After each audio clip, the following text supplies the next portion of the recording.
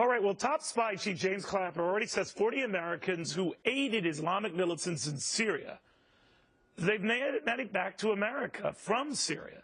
Now, he sees no immediate threat, but House Homeland Security Chief and Texas Republican McCaul sees something very different. What do you make of that? That's pretty scary stuff.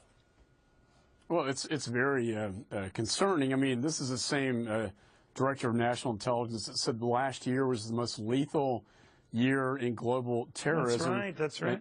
And now we have 40 of these jihadists, Americans we know, have traveled to Syria and have come back. And he's not concerned about them. I don't quite understand that rationale from an intelligence or counterterrorism standpoint. I will tell you the FBI sees it very differently. The FBI has actually opened active cases on every one of these Americans that have come back to the United States. So I get briefed on this threat routinely. We are monitoring these individuals. The number was classified until Mr. Clapper released that. But I find that Chairman of number, Homeland Security, a real concern. The 40 is accurate, Congressman? Yeah, well, he's now disclosed that, and so that is an accurate number, yes. There was a move when we were first learning of those who go abroad to hook up with ISIS, that their passports should be revoked. Why aren't we doing something like that? Because they're dangerous, to put it mildly, coming back here. You know, we have stopped a lot of Americans that have attempted to go to Syria.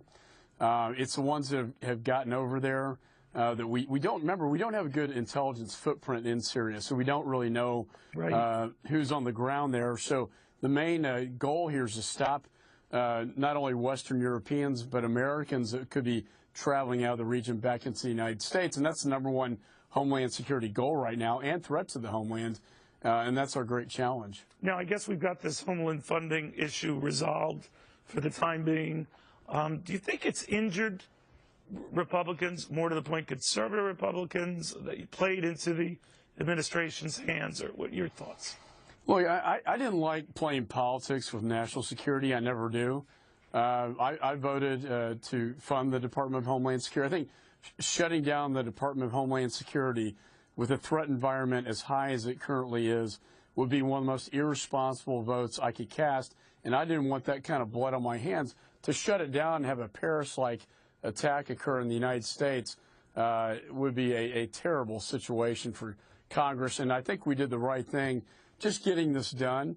You know, the executive action, had nothing to do with this. And the courts are dealing with that right now and have effectively shut it down. Real quickly, Benjamin, you were there for the speech.